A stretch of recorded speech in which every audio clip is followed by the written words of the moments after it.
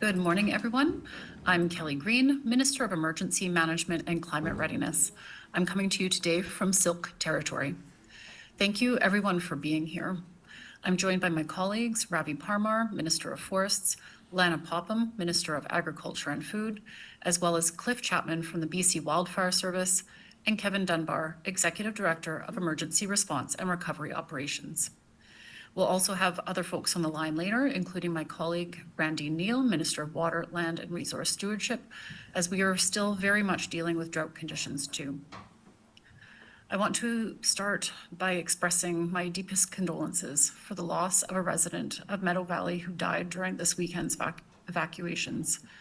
To those who knew and loved her, we hold you in our hearts and share in your grief.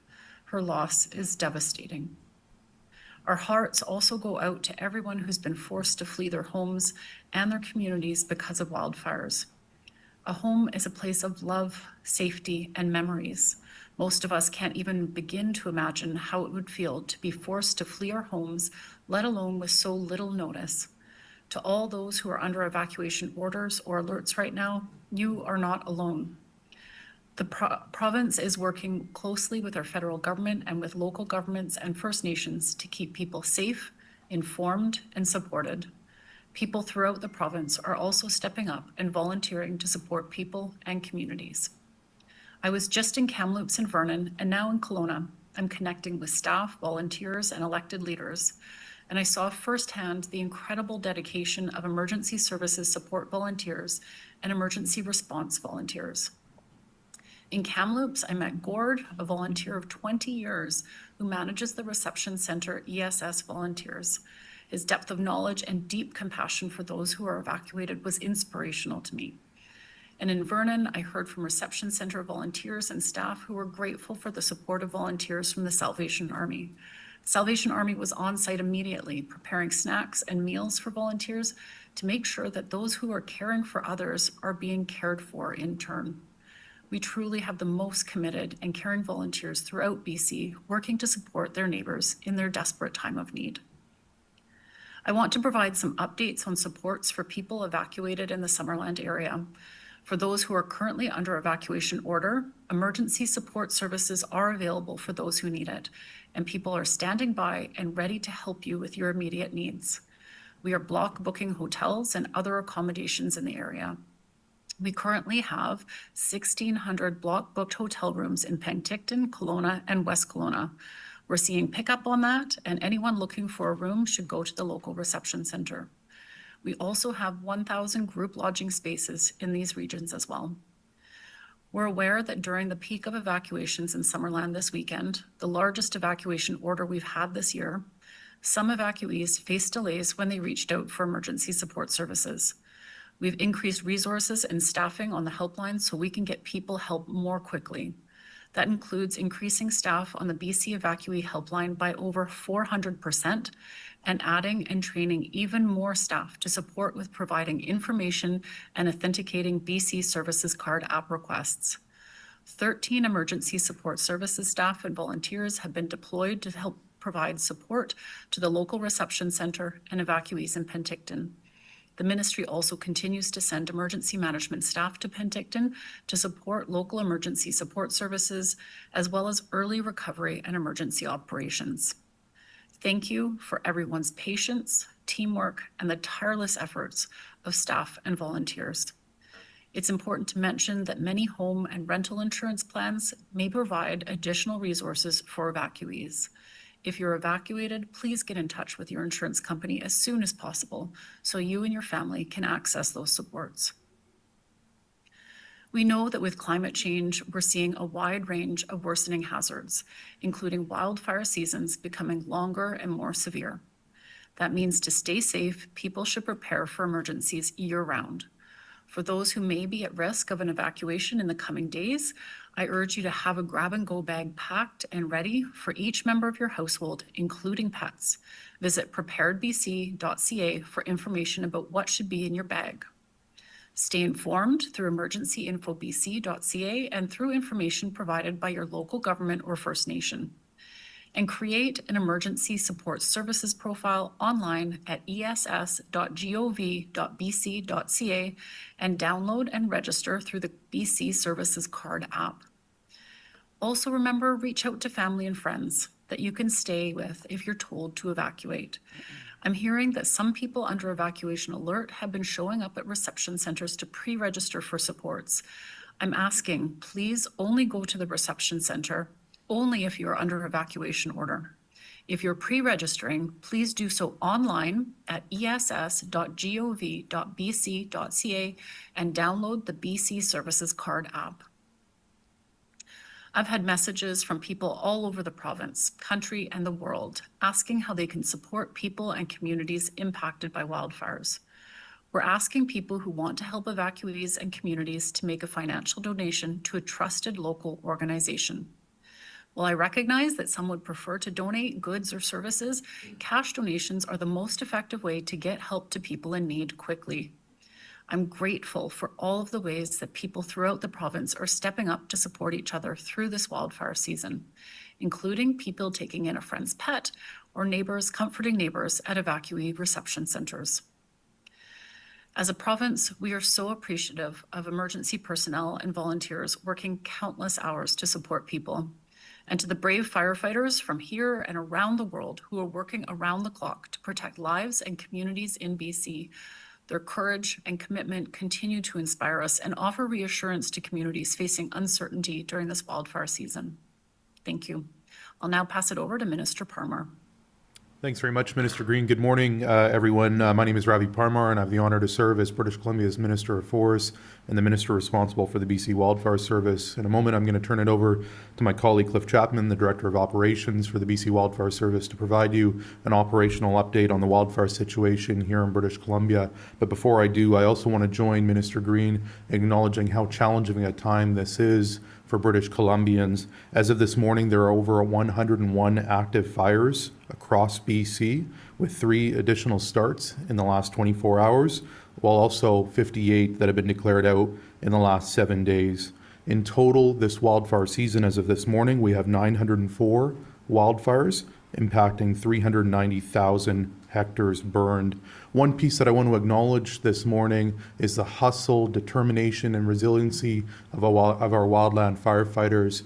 We often talk, and rightfully so, about the challenging wildfires, like the wildfires of note that we have, the Bald Range Fire in the Okanagan, Pear Lake in the Caribou, and of course the Ainslie Creek and Brunswick Creek in the Coastal Fire Center. But I also want to thank our incredible wildland firefighters for their initial attack success. Just over the past week, 90% of the fires that have started in British Columbia have been maintained within 4 hectares. Again, that speaks to the hustle, the determination, and the incredible resilience shown by this wonderful organization. Cliff will get into the details in a moment, but we are expecting a high potential for lightning-caused wildfire starts, particularly in the central interior and Okanagan, which are receiving limited precipitation and dry lightning. New ignitions occurring during these periods of hot and dry weather can establish and spread quickly, especially given what we faced in the past number of weeks. Yesterday, I announced on behalf of the BC Wildfire Service, off-road vehicles would be prohibited on Crown land within the Kamloops and Southeast fire centers, as well as parts of the Caribou and Coastal fire centers.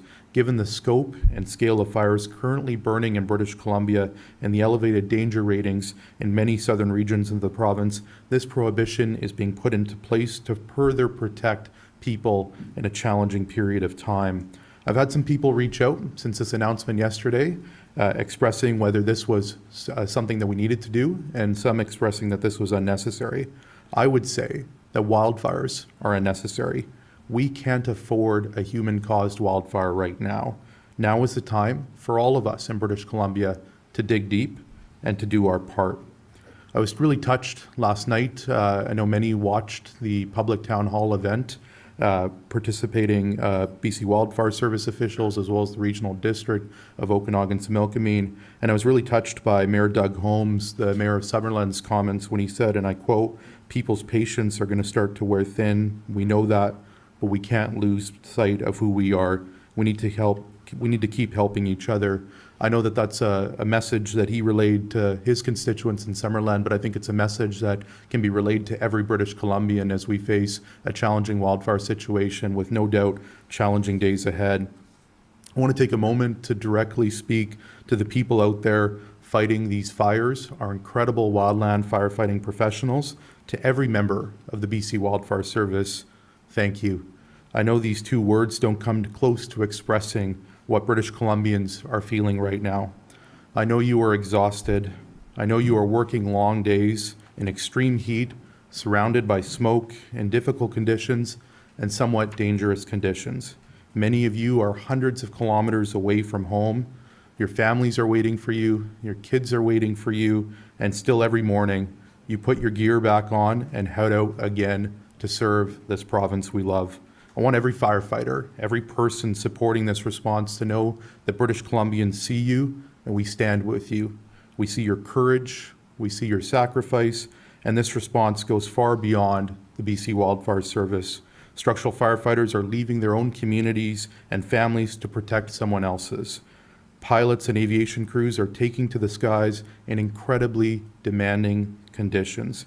Heavy equipment operators and contractors through our forest sector are working through the night, and First Nations, local governments, emergency management personnel, RCMP, search and rescue volunteers, and countless others are doing everything they can to keep people safe, while many of them are also dealing with the challenges of being evacuated themselves.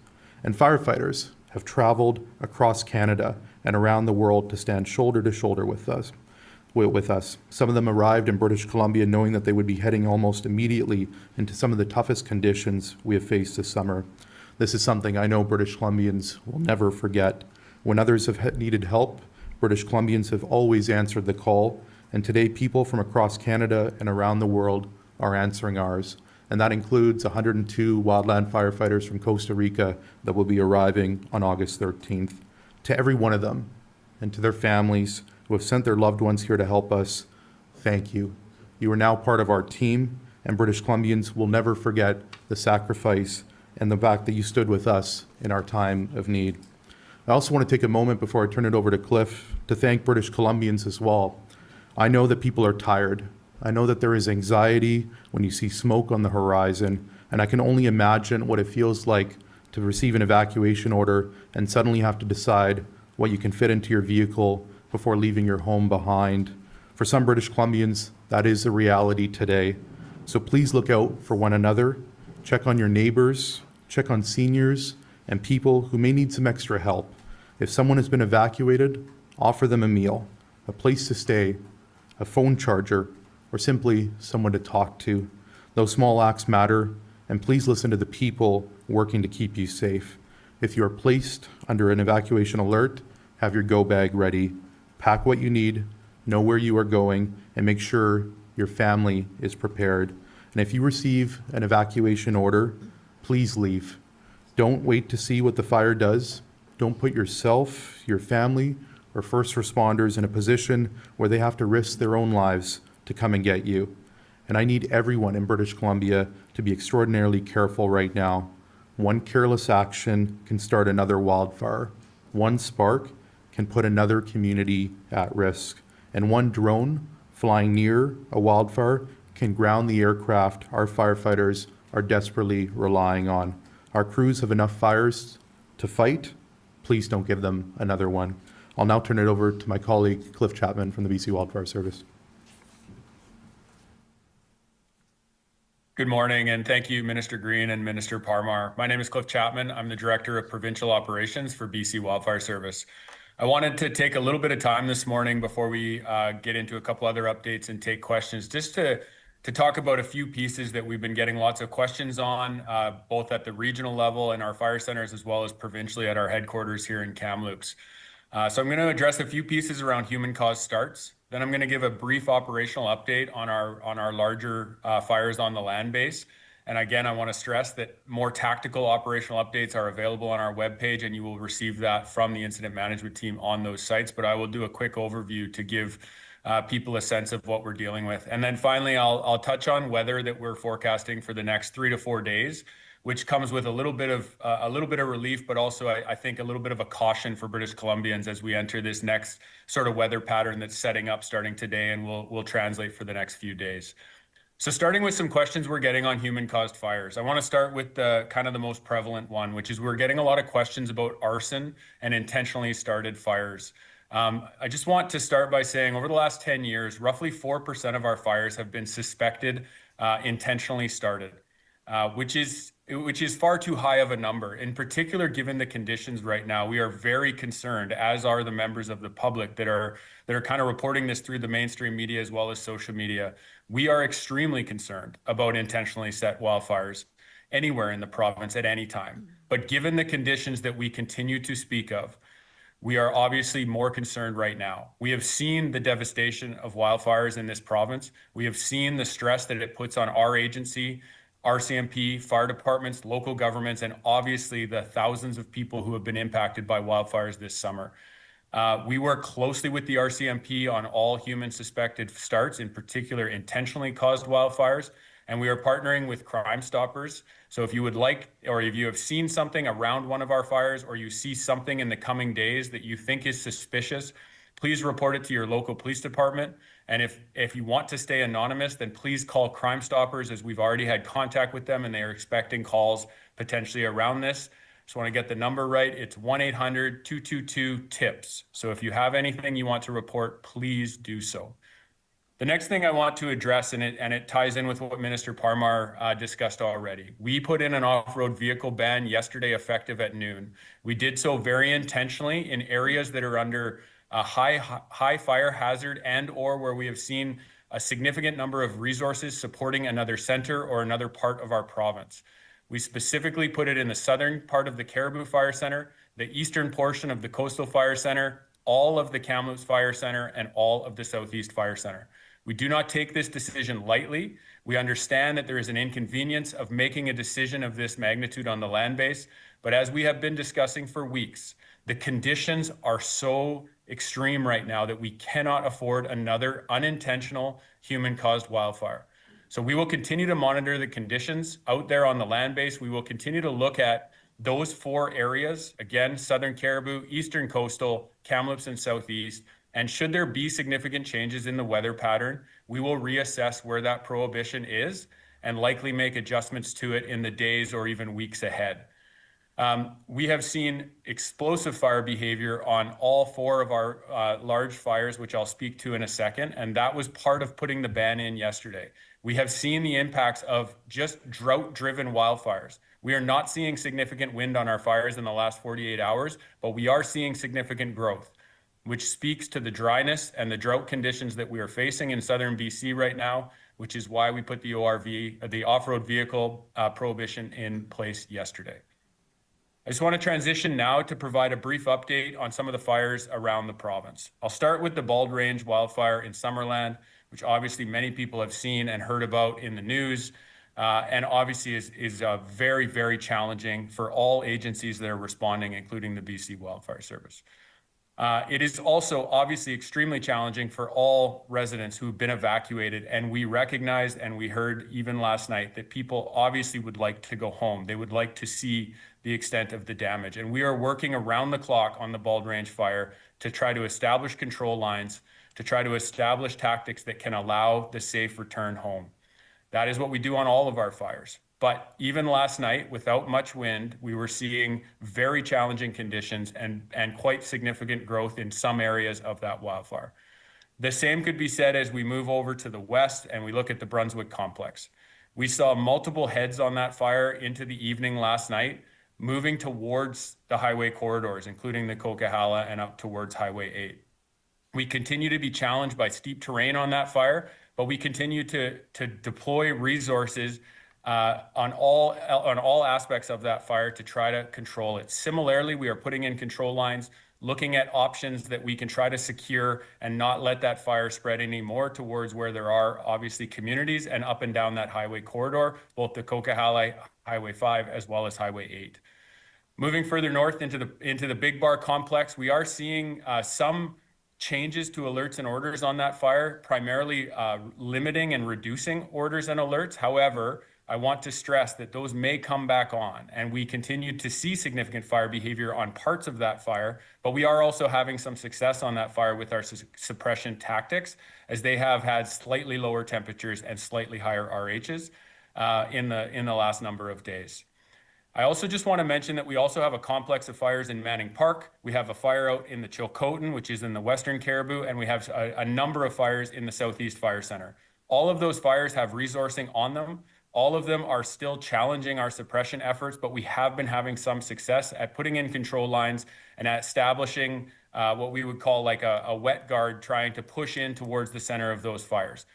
Our biggest challenge in the days ahead is that many of our fires have been smoked out for the last number of days. What that means, and many of us are living in it, from Kamloops down to Kelowna, down to Penticton, and into the southeast.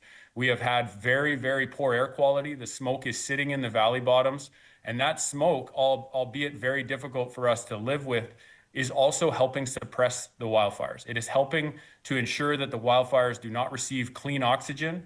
And because every time we see the air clear, like we saw in Summerland on Friday night, we see significant and extreme to explosive fire behavior. So as the smoke clears, and if the smoke clears, it is also a challenge for us as we see clean oxygen on those fires and the potential for the fires to spread. So I want to stress as I head into the forecast for the next few days that while we're going to see a slight shift, we're going to see a reduction in temperatures, we're going to see an increase in relative humidity, and we may even see rain into the southeast, southern Caribou, and coastal fire centers. And right now we are forecasting trace amounts into Kamloops Fire Center. We are not going to count that rain until it is in our rain gauges. We often have forecasts in August that call for rain, and then it doesn't materialize. So as you look at the public forecast, please do so with caution. We are monitoring actively, hourly, to see what conditions we are going to face and to make the appropriate adjustments to our prohibitions, our alerts, and our orders. The forecast for the next 3-4 days is favorable. It should give us some conditions to have success in suppression. But in other areas where there isn't rain, we're going to see potentially new lightning starts. We're going to see winds that are going to be elevated and unpredictable in terms of direction. And so we are going to continue to be challenged even if we see precipitation enter this province. I'm going to leave it there for now. I'll be here for questions. Thank you very much. And I will turn it over to Kevin Dunbar with Emergency Management. Thanks very much, Cliff, and good morning, everyone. So I'm Kevin Dunbar, Executive Director of Emergency Response and Recovery Operations here at the Ministry of Emergency Management and Climate Readiness. I want to start off, my thoughts and condolences are with the family, friends, and loved ones of the person who died as a result of the Bald Range wildfire. My heart goes out to you. Also, anyone else who has been forced from their home, are preparing for evacuation, have had to close their business, have had an impact, have had their life disrupted. I know that this is an incredibly difficult and uncertain time. Across BC, we have 51 evacuation orders impacting 11,000 properties and over 20,000 people. We also have another 53 evacuation alerts impacting 6,000 properties and roughly 10,000 people. This is one of the largest evacuation events in BC that BC has experienced in recent years. And I know that there have been some delays and lineups, and I really appreciate the patience that people are showing at reception centers across the province. My team has reported the atmosphere is really as positive as possible, and British Columbians and volunteers are stepping up each day to support each other. I want to talk a little bit about what the province is doing to help support this response and ensure that anyone who is evacuated has a safe place to stay and access to supports. Our focus is on supporting local governments, volunteers, and our partners who are responding to emergencies across the province. We have increased capacity on the BC Evacuee Helpline. From the standard 3 call agents, that's been increased to 60 agents who are available to provide information or directly support people who are accessing emergency support services. That team took over 3,000 calls yesterday. If you need to get a hold of them, they are available until 11 p.m. tonight. The phone number, 1-800-387-4258, and you can get the information and the support you need. We're also taking all steps to ensure that people have access to shelter if they need it. As the minister mentioned earlier, we have over 1,600 hotel rooms booked across the Okanagan, up to 1,000 group lodging spaces in West Kelowna, Penticton, Vernon, Kamloops, and we've got more on standby across the province if required. We're working with post-secondary institutions, campsites, and coordinate with the federal government to ensure that we have shelter available across the province for the emergencies that we are facing today and the ones that might come in the days ahead. We're partnering very closely with our colleagues at the Ministry of Transportation and Transit who are working around the clock to keep roads open and reopen others as soon as possible. We have deployed 13 staff and volunteered directly to reception centers. We have our emergency management staff working directly with local government emergency operations center. We have EMCR staff here in our operations center working around the clock. And we also have teams from Alberta and Nova Scotia joining us this week to support our efforts. Emergency response requires an all of society approach. It impacts all of us and it takes all of us to respond. This summer, we have seen extraordinary support from communities across British Columbia. We've seen local governments, first responders, volunteers, local businesses, ministry partners, everyday British Columbians stepping up, offering assistance, hosting evacuees, and we're seeing British Columbians across the province donating to help people affected by these fires. To everyone who has stepped up and the front lines, behind the scenes across the province to ensure that those who are impacted or may be impacted are getting the support they need, thank you very much. I'm now going to pass, I'll be here similar to Cliff for questions as they come up. I'm now going to pass over to Minister Popham. Thank you. Thank you very much. I'm Lana Popham, Minister of Agriculture and Food. As you've heard from my colleagues, it is extremely tough out there, and I want to thank everybody from the bottom of my heart who is working through the smoke, the heat, the exhaustion, keeping people safe, and from the agricultural perspective, helping to keep animals safe. We are in constant communication with farmers and local governments and industry associations to ensure that there's timely information that's being shared and coordinated. Currently, there's 269 registered agricultural premises impacted by wildfire activity. 146 are under evacuation alert, and 123 they're under evacuation order, and 123 are under alert. This is impacting approximately 50,000 animals. That doesn't mean that those animals are necessarily in imminent danger, but they are threatened, and we are trying to manage that on the ground right now. Our ministry staff is providing support to the local emergency operations centers. We have agricultural coordinators installed into those centers that are working with rancher liaisons that is helping allow for information that's coming from our agriculture community to be moved very quickly into those emergency operations centers. I'm working really closely and in contact with Kevin Boone, who is the general manager of the BC Cattlemen's Association. Kevin and I both got our jobs, me as minister, him as general manager, in the same year in 2017. And so we've been through a lot of fires together. And the improvements that we've seen on information sharing has been very substantial. One of the programs that has been very effective on the ranching cattle front is the Range Rider program. This is a program that not many people know about, but these are folks when there's either a fire or a flood, some type of emergency on the landscape, they are engaged and they are directed to go out and bring cattle back into safe areas. So if a ranch is under threat of fire, these folks head out on horseback or on ATVs and they find the cattle and they move them into either safe areas where there's feed and hopefully water, or else they move them onto buddy farms. They help coordinate that. And we've seen huge success since this program started in 2021, and we've seen a lot less mortalities happen on the landscape because of it. A really important example of how this worked. just recently is at the Coldwater Indian Band area. They were put under evacuation order. 1,500 cattle were moved within 24 hours and are now safely at their buddy ranches. So this is an incredibly critical partnership that government has with the BC cattlemen's, and we thank them for all of their efforts.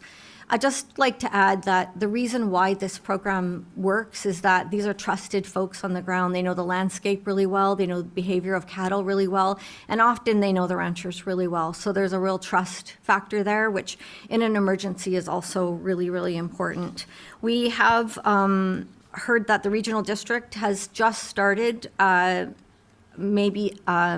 delivering temporary access passes to allow some farmers whose operations are behind the fire lines to carefully go back and see if their livestock is okay, allow them to be fed and watered.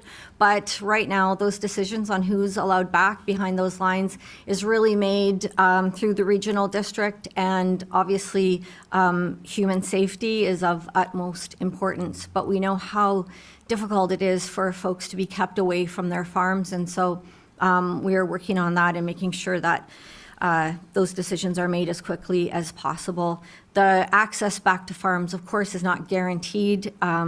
Road safety is an issue right now, and then fire behavior. And we take the advice from wildfire experts.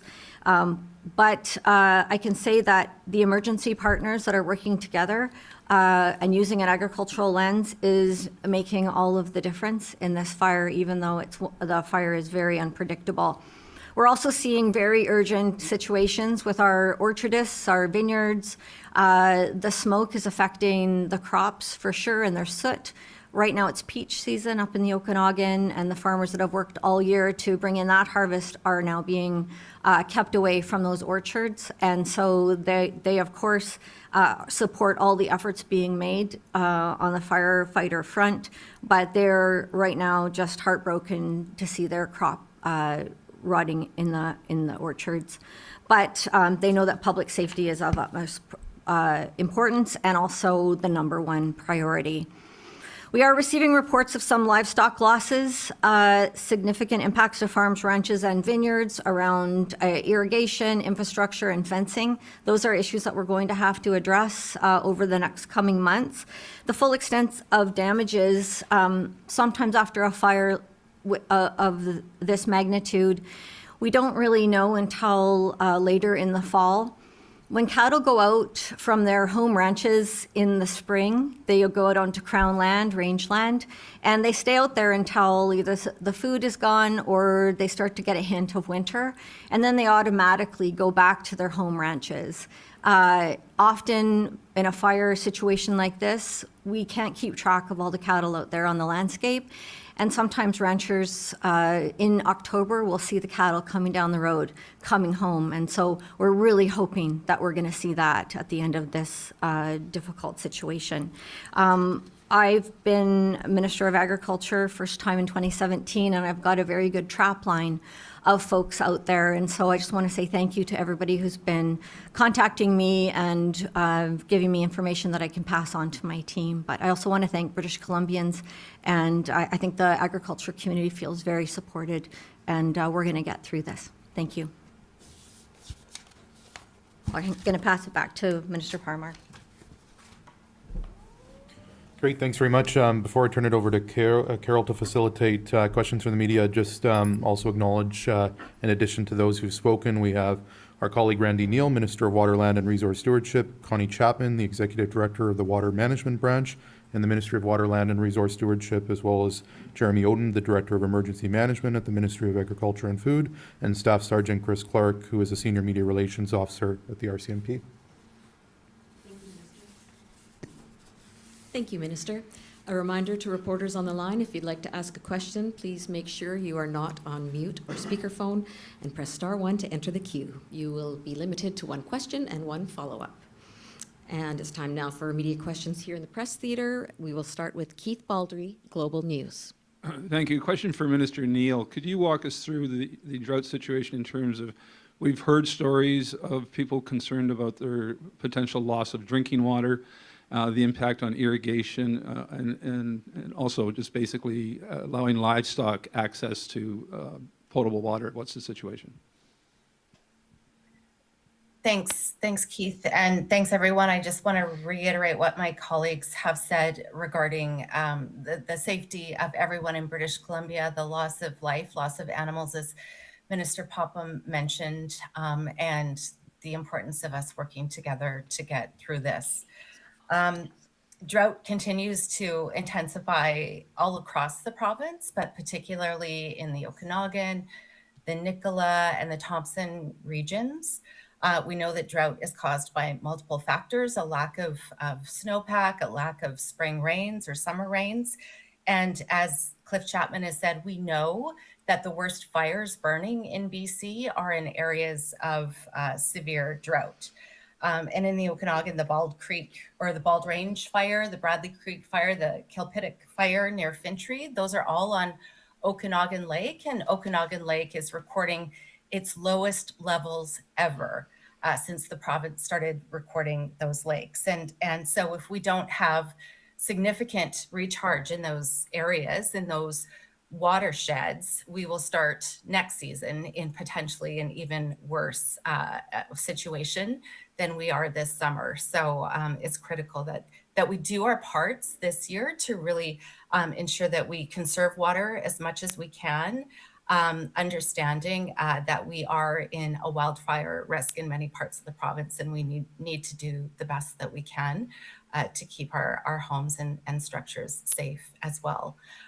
In terms, Keith, of what you're suggesting, those low areas, we're working really, really closely with different regions, the Greater Vernon Water Board, the farmers and producers along Salmon River and Bassett Creek, really ensuring that we can do what we can to save their crops, but also work on focus as well on having enough water in those creeks so they don't run dry, so they don't affect our returning fish populations and potentially our drinking water situations as well. Next question comes from Katie DeRosa, CBC. Minister, I'll ask again, is the province considering bringing in military help? The defense minister says they are at the ready. So I guess why not utilize their help if they are a potential resource? Yeah, I'll certainly turn it over to my colleague, Minister Greene, and Kevin Dunbar. Ministry of Emergency Management and Climate Readiness is in constant conversation with officials back east, and certainly lots of conversations around support and need, but I'll turn it over to Minister Greene to provide an update. Thank you, Minister Parmar. Absolutely, we're in constant contact with our federal counterparts. We did submit a request for assistance, which was very quickly turned around by the federal government. Really appreciate the support on that. We need the assistance for additional accommodations. We have a large number of people evacuated from Summerland, the absolutely devastating fires there, and we want to make sure that we're able to support people in the coming days and weeks. We know that they're very likely going to be difficult, so we're making every effort to make sure that people get the support that they need, and I'll turn it over to Kevin Dunbar. Thank you, Minister, and thanks for the question. So as the Minister mentioned, we are in regular coordination with our partners from the federal government. There are representatives from the federal government here in our Provincial Emergency Coordination Center coordinating with us. As the Minister noted, we submitted a request for federal assistance that is being reviewed and assessed currently. That request for federal assistance was focused on where is the province we needed additional capacity, which is really around appropriate accommodation for evacuees for the current wildfire events and any potential future wildfire events. So we are in regular contact with the federal government, and they have been incredibly receptive, incredibly supportive, and we'll be continuing to work very, very closely with them in the days and weeks ahead. Thank you. Katie, have you got a follow-up? Yes. So in Summerland, the dump is also on fire, and we're told that there's toxic material dating back to the 1950s. Are there any concerns about smoke or basically toxic smoke from that fire? Yeah, I'll turn it over. Being done to mitigate it? Yeah, no, it's a great question. I'll turn it over to my colleague, Cliff Chapman.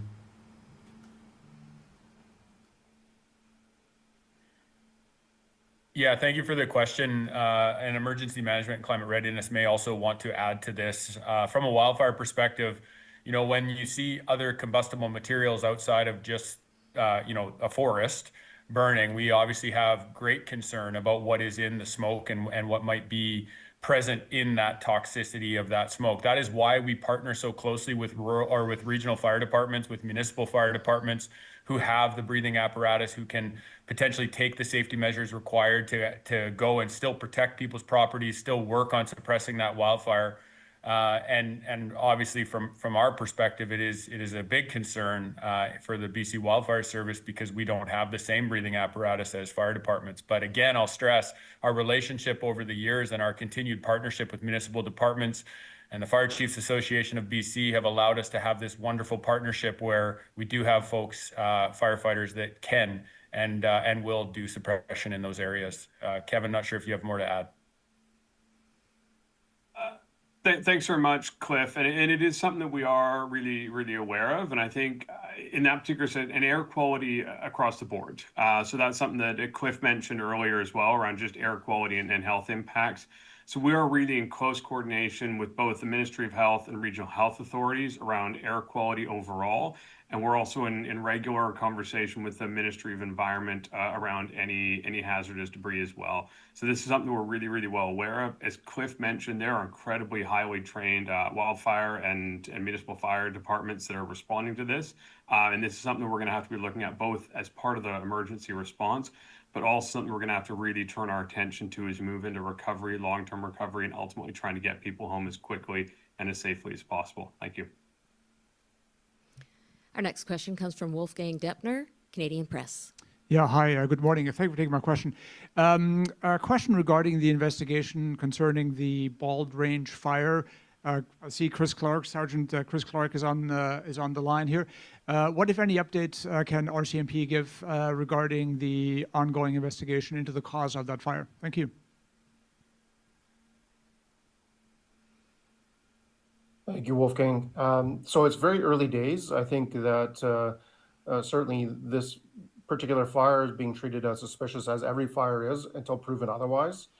As we know, my colleagues spoke to it earlier that human-caused fire does not necessarily mean that it's arson or that whether this particular fire is human-caused. We're at the early stages here. It's difficult for us to even get into the area simply due to the fact that the fire is still burning. So early days, investigation's ongoing, but well in hand. Have you got a follow-up, Wolf? Yes, I do. Thank you for that answer. So yesterday, Minister Parmar, you mentioned Doug Holmes' presentation yesterday evening, and one of the things that sort of came up, and he sort of acknowledged is this aspect of people not knowing what has happened to their community. And I realize the media has asked questions about structural losses and so on, the actual numbers and so on, and we've had responses to that as well. But what's sort of looming over all of this is sort of an information void. Why is the province expecting British Columbians to live in this information void concerning the number of structures lost? Why not provide a broad, high-level 30,000-foot overview of the number of losses in specific communities, such as Summerland, and more broadly across the province? Thank you. Go ahead, Minister Greene. Thank you. I know how devastating it has been for so many people to learn that their homes may have been lost. And uncertainty is very difficult to live with when you're faced with such a profound loss of your comfort place, your memories.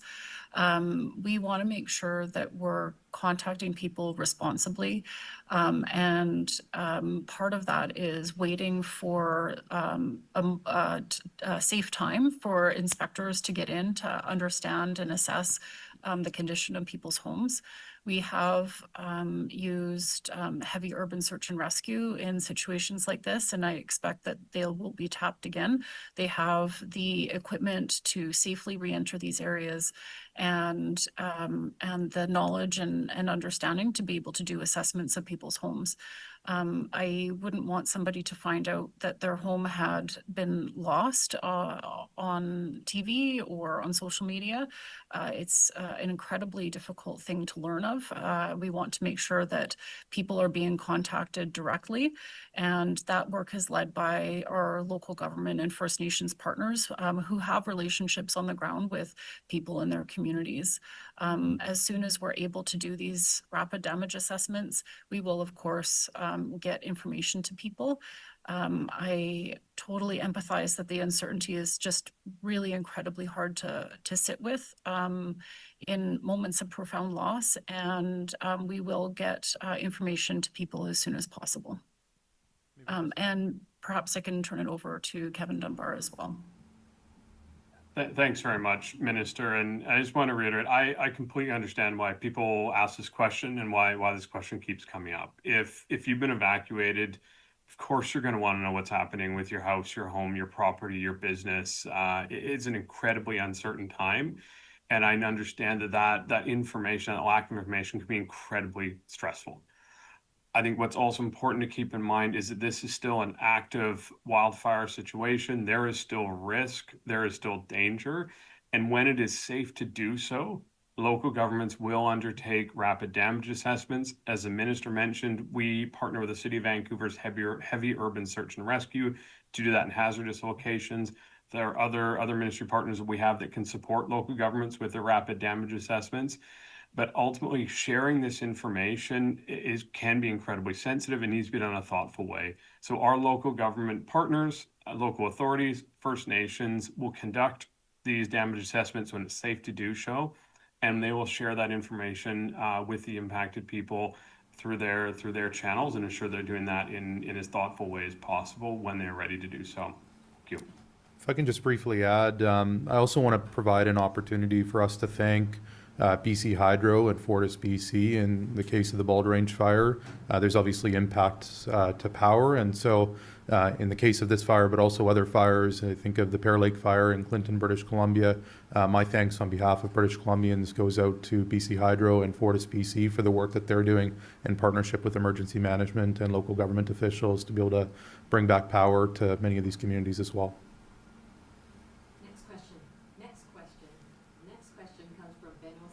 Thank you. This is a question for Minister Greene. We've been hearing the inevitable difficult stories from people who've been in Penticton at the evacuation center, including elderly people who have been lining up to get help and have been denied and told to get insurance or asked about to contact their insurance companies. What do you tell them, and where is the bottleneck in all that? It's incredibly difficult to be evacuated. Oftentimes, in situations like this, we are seeing a lot of reports of people who did not have time to even, collect a bag. They just ran to their car. It's very difficult times. I want to acknowledge that. I also want to acknowledge how hard our emergency support services folks are working to be able to get supports for 12,000 plus people who are evacuated suddenly in the wee hours, and also that there have been delays. We have worked through those delays over the weekend and put additional resources in place at our 1-800 number for people who are evacuated, as well as significant resources online to alleviate bottlenecks for people registering online for online supports. And we're sending folks to our emergency support services centers, additional support through Service BC. All of these resources are in place, and we will continue to increase the numbers in the days ahead. We know that we can expect some challenges with the rest of the season, and we're getting ready for that as well. Just wanted to thank everybody for their patience. I know it's a very challenging time, and we want to make sure that everybody who needs supports gets what they need. I'll turn it over to Kevin Dunbar. Thanks very much, Minister. And you covered a lot of it. I think what's really important to remember in all of this is there was some significant large-scale evacuations that happened in the middle of the night. And anytime there's a significant amount of evacuations and a significant number of people evacuated, is going to put a strain on our local responders and our emergency response system. I've been incredibly proud of the work that our ESS, Emergency Support Services volunteers, have done working around the clock to really try and catch up on the number of people that need that support. We have put, as I mentioned at the beginning, we've moved from 3 agents to 60 agents on our BC Evacuee helpline. They took over 3,000 calls yesterday. We are having new records in the number of calls that they're taking every day. And those volunteers are working around the clock to ensure people are getting the support they need. There are over 13,000 people in British Columbia receiving emergency support services today. Now, I understand that that doesn't make it easier for somebody who's waiting in line or there's a delay. I have been really impressed at just how patient and thoughtful British Columbians have been while the volunteers work through these lineups, ensure that people are getting the support they need, while we continue to block book and find accommodation supports for people, and also find ways that we can help to reduce the lineup and reduce the wait. And that means increasing our online services, including our support for people that can receive support through evacuee support services, and if people can, accessing support through their home insurance and through other insurance means. I think there has been a considerable effort. We have deployed up to 13 people to support directly at reception centers. And what we're reporting today is that the lineups have been significantly shorter in the last couple of days. So again, I've been really, truly impressed at our volunteers working around the clock and individuals in British Columbians stepping up to support each other and people showing incredible patience as we work through one of the largest evacuations in recent BC history. Thank you. Follow up, Ben? Yeah, a quick one. I'm not sure who should take this, actually. This is, what would you tell people who've made plans to go to that part of the country later this month? It's the height of the tourist season. What would you tell people who've made plans to go there? And what would you tell business owners there who find themselves all of a sudden with money deposits in their hands, but perhaps unwilling to refund them? I suppose it's a tourism question generally, but that's about, I'm not sure who would take it, Mr. Greene or Mr. Parmar, perhaps. Go ahead, Minister Greene. Thank you for the question. We are asking people to not recreate in the Summerland area where we have an incredibly devastating fire, an entire community evacuated, and now is not the time to visit in that area. But there are so many places in British Columbia that are open for business. They're ready to welcome visitors. We have a very beautiful province, and there's many places that are ready and excited to have you as a tourist, as a guest in their community. We are supporting evacuees through local hotels and local businesses. So there's still activity for them, economic activity. I recognize it's not the same as tourist season, but we continue to book hotel rooms, make sure that people are supported with their essential needs. And much of that is our connections with local businesses. I really want to thank all of them for understanding the situation that we're in. We've been in contact with the tourism agencies as well as hotel association, and everyone is very understanding about the difficult situation that evacuees are in and want to be able to do their part. Thank you. Next question comes from Alec Lazenby, Vancouver Sun. Hi, this question is for either Minister Greene or Kevin. Just wondering around the number of evacuees from the Bald Range fire and across the province. We heard, obviously, that the entire 12,000 person population of Summerland has been evacuated, and we've been hearing reports of around 8,000 around Peachland, but yet also we hear numbers that the entire evacuation total around the province is around 20,000. So just wondering if we could maybe break down the numbers of how many people have been evacuated from the Bald Range fire versus how many are under evacuation order in other parts of the province. I think Minister Greene and Kevin. Okay, we'll go straight to Kevin. Perfect. Thanks very much for the question. I think as we talked about, we got 51 evacuation orders across the province at the moment. That's impacting about 11,000 properties. This number can change. As Cliff mentioned at the beginning, we're seeing some real progress and some evacuation orders coming off in and around the Boston Bar area. But again, throughout the season, this is a very volatile and active situation. So the numbers do change regularly. At the moment, we are saying roughly 20,000 people are evacuated across the province. I think what's really important to remember is that evacuation numbers include people who are permanent residents, temporary residents, people who may be there temporarily, staying in hotels, staying in accommodation, visiting family and friends. So this is the data that we use, pulls from various data sources across the province. And what we can say today is that there are 51 evacuation orders impacting 11,000 properties and over 20,000 people across British Columbia.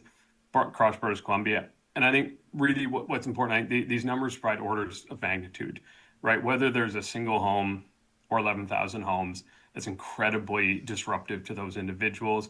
As the minister recently answered, this is disruptive to businesses, to wider across BC and having an impact across British Columbia. And what I've been really proud to say is that throughout this, we've seen businesses, individuals, communities all step up to support British Columbians who've been evacuated, and also people who are kind of traveling through and then need to find additional places to stay, or as the minister said, go into other parts of British Columbia for their holidays. Thank you. Follow-up, Alec? In terms of a follow-up, I was just wondering, there's been lots of talk around, oh, is my house okay on social media, asking people who are still in the area whether they've seen whether their property is intact, damaged, destroyed, whatever else. Are there any concerns given, the inability, especially where Bald Range is concerned, about getting in there and getting accurate assessments of the properties that are still standing versus those that are not? Are there any concerns about people going in to these areas that are still not safe, that are under evacuation order, to see if their property or a neighbor or a friend or a family member or their property is safe? And what do you tell the public in terms of, maybe some of the dangers of doing this? Minister Greene? It's an incredibly difficult time to be evacuated, and not knowing how did your house make it through, your memories and everything that's tied up with your home. It's difficult, and of course people would want answers. If an area is still in an evacuation order, though, do not enter. It is in an evacuation order for a reason, and that reason is to protect life and safety of residents, of first responders. Our first priority is making sure that people are safe, and that evacuation order helps us to be able to do that. We cannot safely have people re-enter unless we know that there is safe power supply, that there's no downed lines, that there's no hazard from any gas line impacts. The fire threat is very real and it's very volatile. Evacuation orders are in place. People need to respect that for the safety of themselves and for the safety of first responders who may be impacted. As soon as conditions are safe, we will be supporting local governments and sending in teams to do those rapid damage assessments, and local governments will be connecting with residents to give them the information that they're looking for. But I ask that everybody please stay safe at this time. It's a concern of mine that people may be making choices that are not safe. Your life is the most important thing, and we ask that you respect all of those evacuation orders. I will now turn it over to Chris Clark.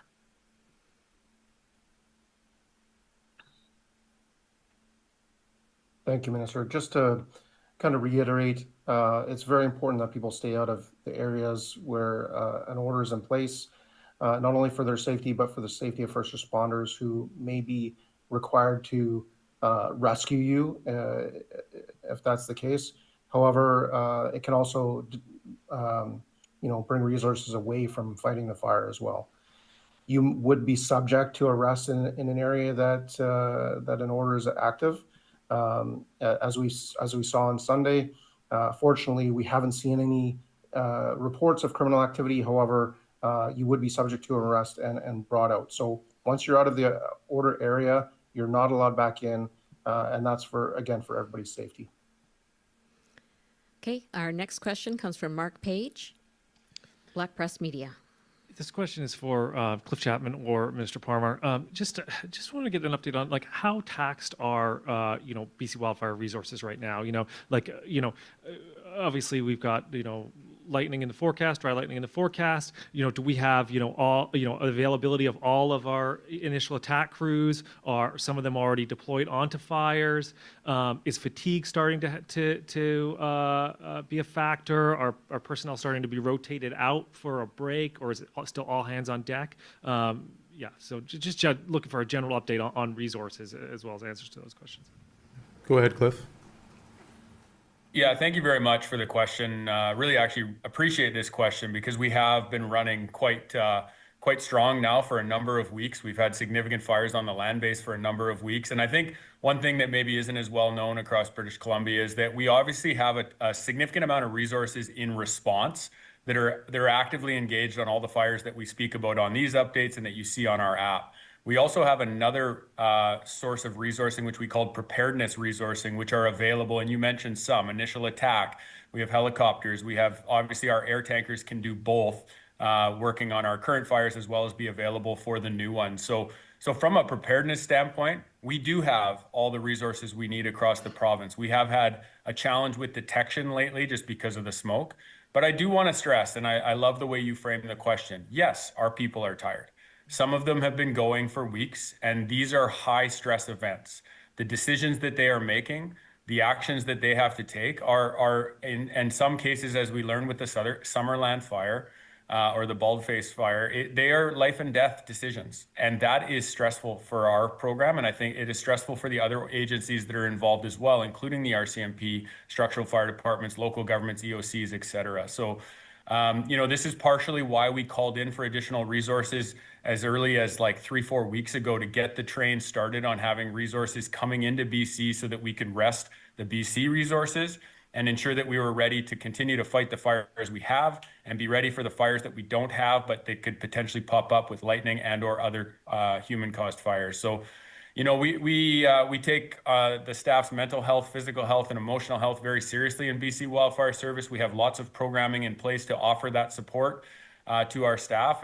But I think it goes without saying that everyone in BC, including the BC Wildfire Service and anyone else responding to our fires, is feeling the effects of this fire season. They also sleep in tents or in our fire camps where it is very smoky, where it is very challenging, and where there is a lot of stress in the system. So I appreciate that question. And as I've said on other availabilities, if you see someone who is responding to a wildfire, give them a honk, give them a wave, let them know you are thinking of them. Because, those honks, those waves, they go so much further than people can appreciate when our people are working significant hours every single day. Thank you. Mark, have you got a follow-up? Yeah, this is a bit of a two-part question. Cliff, you spoke about stats on, intentionally caused, human-caused wildfires. What about, human-caused wildfires that are unintentional? Obviously some of the wildfires this summer, the off-road vehicle ban, for example, is to prevent unintentionally human-caused wildfires. So maybe you could talk a little bit about the statistics for that, as well as how misinformation is playing into this fire season. A lot of people are there's all kinds of conspiracy theories that I'm hearing from our local news outlets about what people saying about the cause of some of the recent wildfires. And, is this creating a situation where it's more difficult for BC wildfire and emergency responders to do their jobs as people don't trust the provincial government and they don't believe the things that you have to say? Is this a difficulty that you're facing this season? And what do you think about the misinformation that you're seeing online? Yeah, I'm happy to respond first, and then Minister Parmar may want to add in on this. Maybe I'll start with your secondary question around misinformation. The BC Wildfire Service has worked extremely hard over the last number of years to showcase that we are doing everything we can to give transparent and as close to real-time information on any of our fires, as well as the situation in terms of our weather. We do that through our own social feeds. We do that through information bulletins. We do that through these media availabilities, as well as giving real-time videos out from our incidents. We have nothing to hide.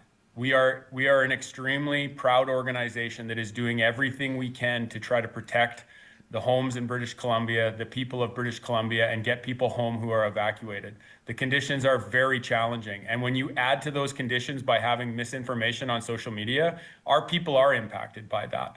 It's one thing to say something about what's happening maybe at a very senior level, but when you talk about our response, those are human beings on the end of the Pulaskis, on the end of those hoses. Those human beings, they might be actually in an area where their own home is on evacuation order. They may be coming from a different part of the province where they are under an evacuation order or alert. They are people of British Columbia, and they are doing everything they can. And so are we as an agency trying to get the truth out there.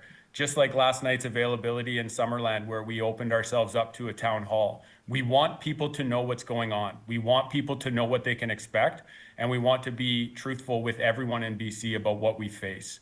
So I'll just leave it there. We can follow up on the stats around unintentional human-caused starts. There's a number of categories within that. I'm not going to speak to them here today, but there's a number of categories, and it's why you see us gradually introduce prohibitions, starting with usually category 3, moving to category 2 fires, then campfires, and now obviously with this new restriction that we put in place around off-road vehicles. So, that's something that we take seriously, and when the conditions call for it, we don't take these decisions lightly, but we do put them in place for a reason. Thank you. I'll just add, thanks, Cliff. Not much more I can add other than if there's something I've learned in my time as BC's Minister of Forest, and in particular Minister responsible for the Wildfire Service, is the world is full of armchair firefighters. And so those that intentionally are misleading people with AI-generated images, I would advise them, just like my predecessor once did in a different example, to go find something else to do to make their lives happy. Those AI-generated images and other things are not helpful. And as Cliff rightfully said, these are our wildland firefighters working hard every single day. And it hurts to see those images and to see those comments on Facebook and X. And so, again, I am so incredibly proud of Cliff and the team at the BC Wildfire Service. When we look at the work of the organization in terms of transparency and videos that have been coming out throughout the season and constant updates on the app. If British Columbians want to know what's happening with the wildfire situation, just download the app. All the information is there, and of course, these media availabilities provide more information with regards to what the situation is like. And I think Staff Sergeant Clark has something to add here. Yes, Cliff said it very well there, and thank you, Minister Parmar, as well. Unfortunately, the misinformation is nothing new. It's something we've seen in a number of different investigations. And although people want answers now, oftentimes it takes time to really come to those answers. So please wait for verified official information, and please do not perpetuate rumors online about what the cause of the fire is. We're working towards those answers, and we will hopefully get those answers to you as soon as we can. However, it's not going to be immediate. It's going to take some time. And we are just about out of time here. Actually, we've run over, but we have one final question from Corey Sidaway, Check News. Thanks for taking my question. My question's for Cliff Chapman. I understand you might not have the stats on you right now, but I guess what's the typical timeline or goal for response once a fire is called into a rural area to when crew arrives? Yeah, I mean, that question is a little difficult to answer, just in the sense of like what you mean by rural. So, but let me try to answer it. So what I would say is that we have preparedness resources on in every single one of our zones across the province. There are 33 zones in this province. They represent different fuel types and different communities. We do not have crews in every single community, but we have response times to every single community and rural area in BC. When our conditions are such that they are right now, and they have been for the last number of weeks, our crews are within like a 5-minute deploy to an incident with a helicopter. Our air tankers are on the same preparedness level. And so when we get a confirmed initial phone report, and again, thank you to the members of the public who continue to detect fires and call them into us, we obviously take all of those reports and we act on them. And when the conditions are like this, we act on them by deploying resources. We sent a significant number of resources to the Bald Range fire, as we have every other fire that has occurred in the last number of weeks. And we aim to be there as quickly as we can possibly get there. That's why we use aviation assets. That's why we have over 150 helicopters on standby with us right now and or working with us. It's why we've added 9 air tankers to our air tanker fleet over the last number of weeks, is so that we can surge to new starts while still supporting the existing fires on the land base. Thank you. That's all the time we have today. Thank you all for joining us. That concludes today's event. Great. Thanks, everyone.